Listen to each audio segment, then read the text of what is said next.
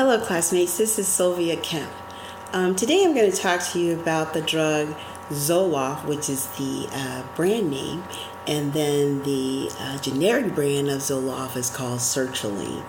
So the medication that I chose and what I choose to use it for is for treating major depressive disorder.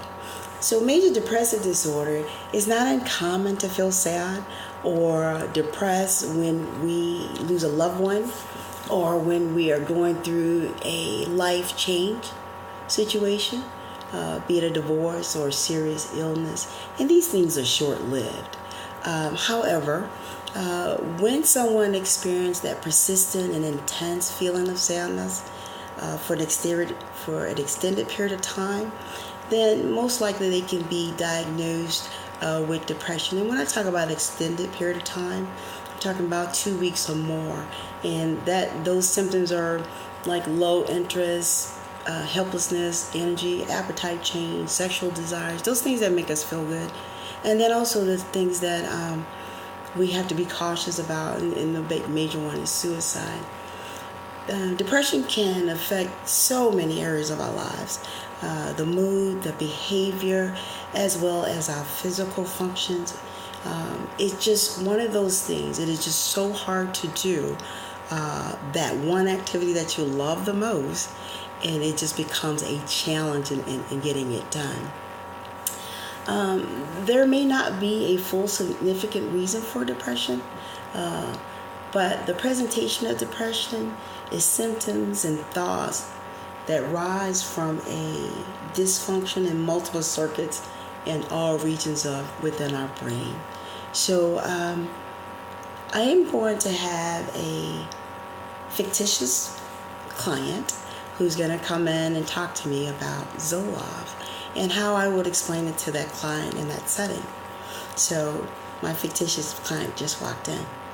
Hello, Miss Edwards. I hope everything is going well with you today. I understand you like to talk about a new medication that the doctor prescribed for you, Zoloft, or sertraline is what we want to call it. And let me say, it is an antidepressant. It is for regulating forms of mood disorder. It's an SSRI, which is a selective serotonin reuptake inhibitor.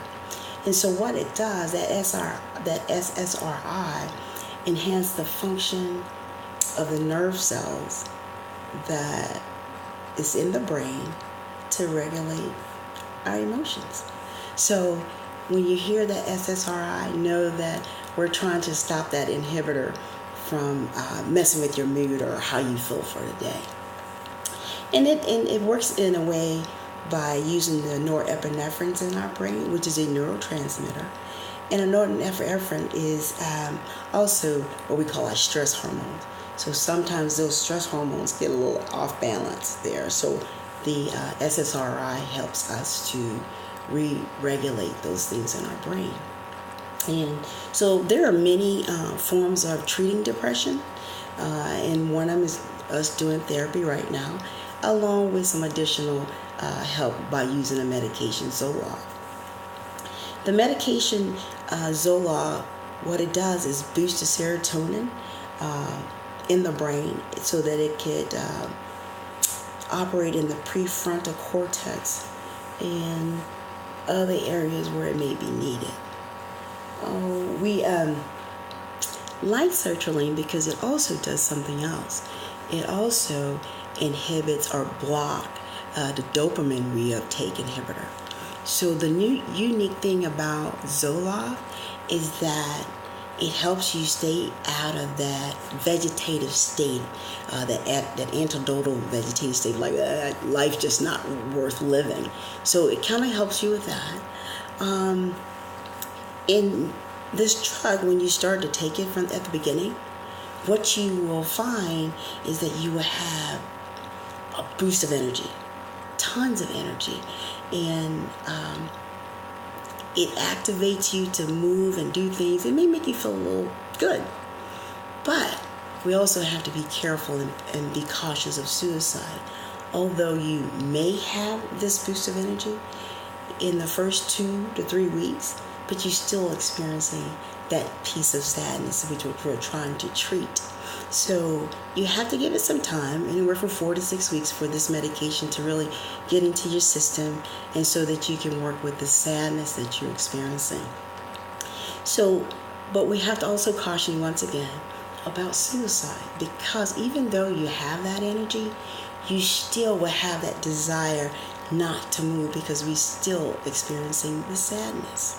So if you ever have any thoughts of suicide and you want to come back to the doctor so we can address that suicide tendency. But most likely, if you just give it some time, it will start to work for you. The other thing you may have to be concerned with is that within the first 2 to 3 weeks of taking this drug, because most of the serotonin is not just in our brain, it's in the rest of our body as well. So you may experience some GI problems, some stomach problems, and so you may have diarrhea, a lot of gas, just normal stuff. But if you just hold out and wait it out a little bit, it'll be okay. It'll kind of, reside or subside, and you should be able to go okay with these particular side effects.